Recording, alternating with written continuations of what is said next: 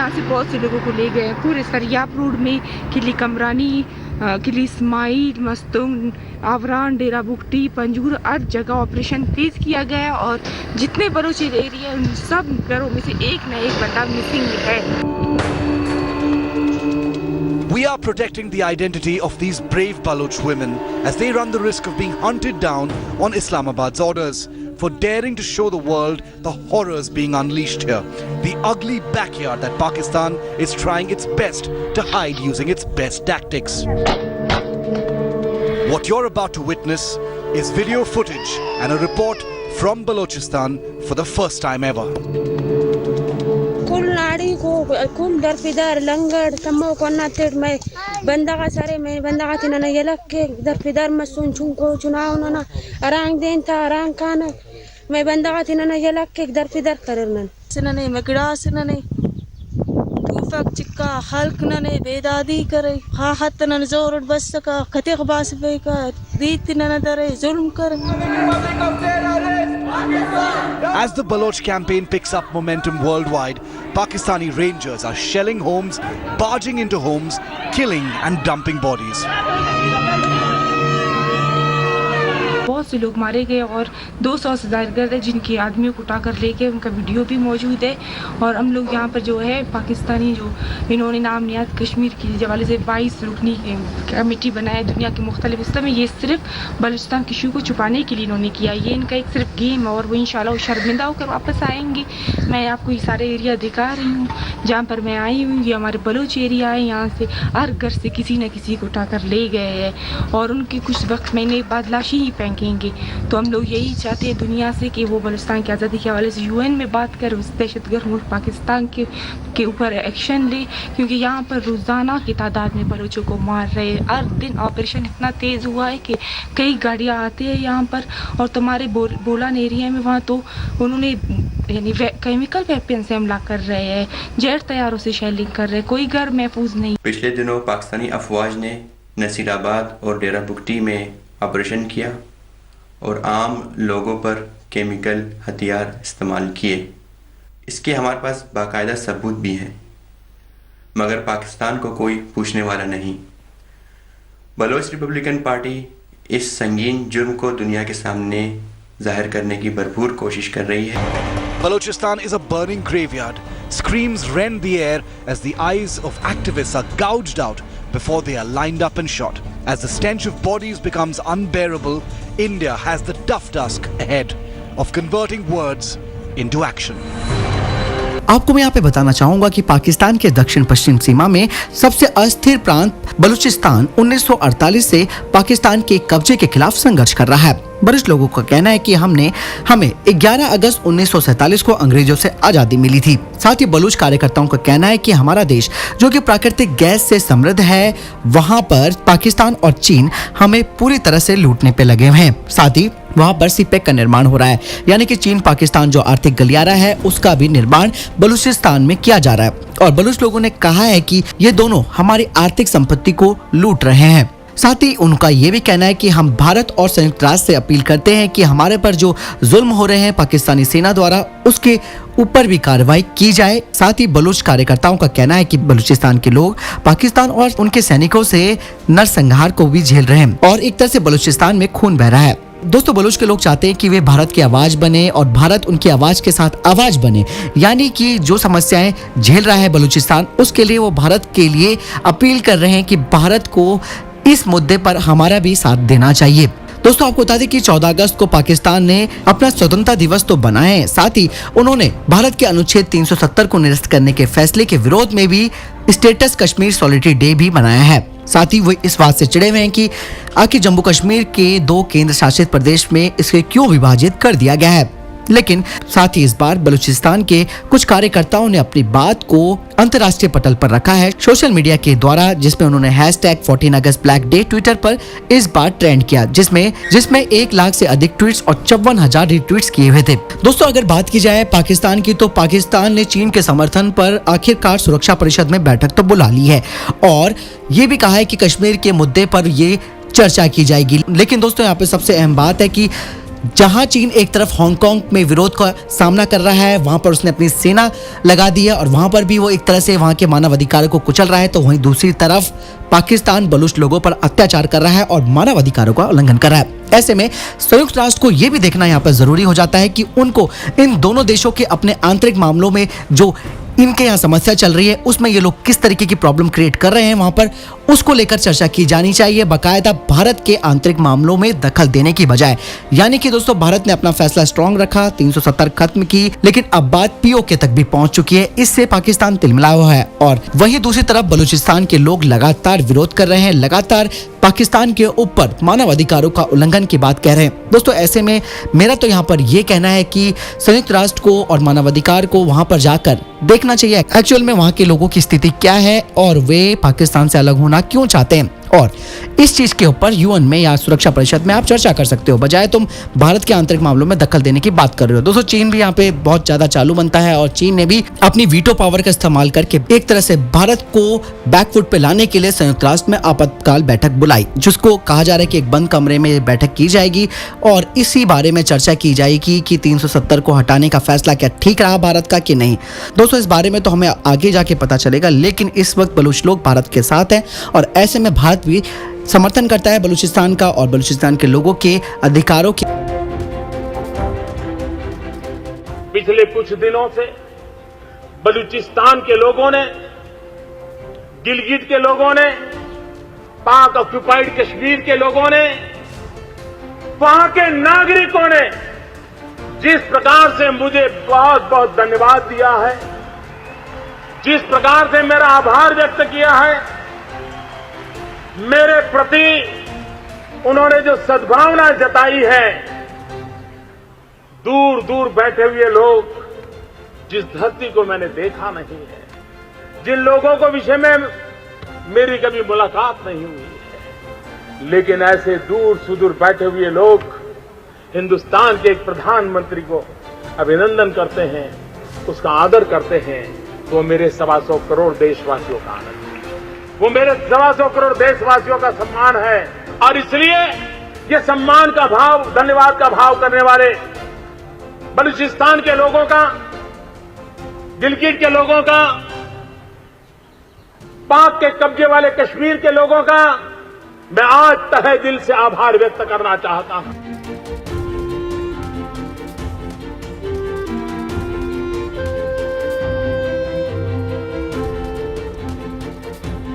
I thank Prime Minister Modi Sahib on the behalf of whole Baloch nation, and we hope that the Indian government, Indian media and whole Indian nation will not only raise their voices for Baloch nation but also strive to help practically the Baloch independence movement.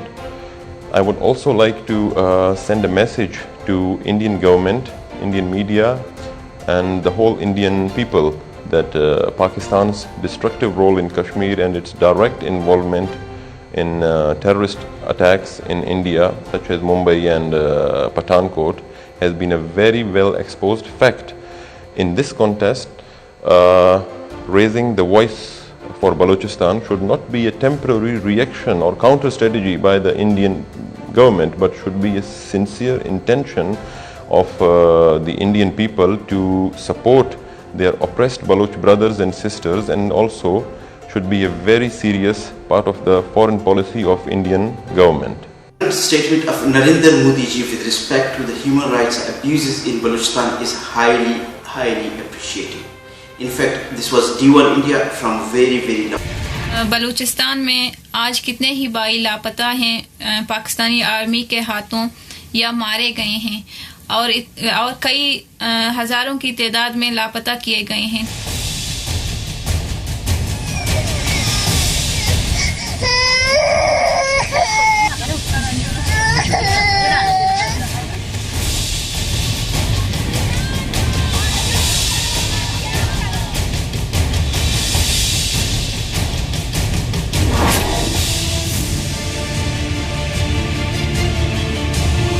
Shri Modi ji Rakshabandhan के दिन पे बलूचिस्तान की एक बहन आपको भाई मानकर आपसे कुछ कहना चाहती है। मेरा नाम करीमा बलूच है और मैं बलूच स्टूडेंट ऑर्गेनाइजेशन की चेयरपर्सन हूँ।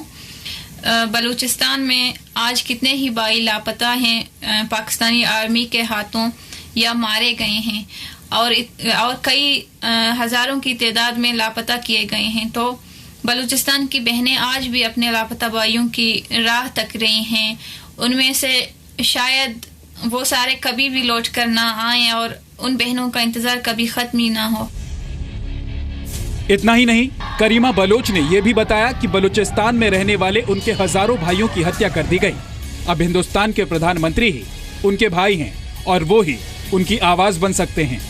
आपको बलूचिस्तान की बहनें एक भाई की हैसियत से मानते हैं और आपसे ये उम्मीद रखते हैं कि आप बलूच जेनोसाइड, बलूचिस्तान में वार क्राइम्स और ह्यूमन राइट्स वायलेशन के खिलाफ इंटरनेशनल फोरम्स पर बलूचों की आवाज़ बनेंगे और तमाम उन बहनों की आवाज़ बनेंगे जिनके भाई लापता हैं। हम अपनी जंग खुद लड़ेंगे। हमें आपसे सिर्फ आप हमारी आवाज़ बन जाएं, उस जंग की आवाज़ बन जाएं और दुनिया के किसी भी कोने में उस आवाज़ को पहुंचाएं। हमें आपसे इतना चाहिए। बलूचिस्तान कोई ऐसा कार्ड नहीं है जो कोई भी खेल ले।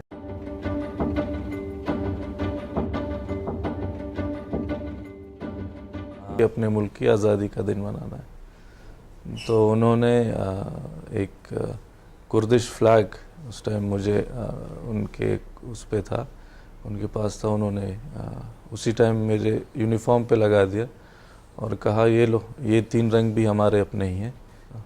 तो तब से तलाश थी कि बुनियाद और पहचान हमारी जो है वो हमसे छुपाई जा रही है और जो हमारे लोग हैं उन्हें गलत बताई जा रही है। और चाहे वो कोल माइंस हो बलूचिस्तान की, जिसके बारे में पूछा जाता था तो कहते थे कि जी सबसे ज़्यादा कोयला यहाँ से निकाल के ले जाते हैं, लेकिन उसके नीचे ही एक लाइन ज्योग्राफी की बुक में लिखी होती थी कि ये कोयला की क्वालिटी अच्छी नहीं है। तो टीचर से सवाल करते थे जब क्वालिटी अच्छी नहीं है तो लेके क्यों जा रहे हो, और अगर लेके जा रहे हो तो ये लिखने की क्या ज़रूरत है कि इसकी क्वालिटी अच्छी नहीं है। हमें क्या सिखाना चाहते हो कि हमारा कोयला अच्छा नहीं है, बेकार है, इसलिए आप लेके जा रहे हो। बस जवान हुए तो प्रॉब्लम्स आती थी। इस्लामाबाद जाते थे, लाहौर जाते थे, कराची जाते थे, तो वो जो पाकिस्तान की दूसरी आवाम है, जो यूथ है, उनका रिएक्शन अपनी तरफ देख के तकलीफ़ काफ़ी होती थी। वो गलत समझते हैं हम पाकिस्तानी नहीं हैं, हमारा कोई पाकिस्तान से ताल्लुक़ नहीं है। हाँ, हम पाकिस्तान की कॉलोनी हैं, पाकिस्तान के ज़ेर कब्ज़ा हैं, लेकिन वो हमें बनाने की कोशिश करते हैं। लेकिन अगर वो हमें पाकिस्तानी समझते भी हैं, वो उस नज़र से नहीं देखते, ना वो उस नज़र से किसी सिंधी को देखते हैं, ना उस नज़र से किसी पश्तून को देखते हैं।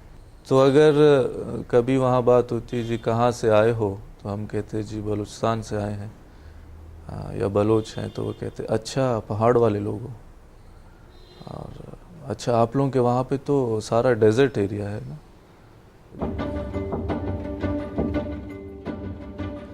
अफ़गानिस्तान से रुखसती ऐसे हुई कि अफ़गानिस्तान में हमारे घर के बाहर माइंस मिली थी, बॉम्ब प्लांट किए गए थे। कंधार में किया गया था और काबुल में किया गया था। तो 2-3 ऐसे वाक़यात हुए थे। ऐसा कुछ बन नहीं रहा था कि जहाँ पे हम सेफ़ भी रह सकें और काम भी कर सकें। तो एक्टिविटीज़ जब बहुत ज़्यादा हो गई और फिर उसके बाद हम निकले, वहाँ से गए कनाडा गए और वहाँ सेटल हुए।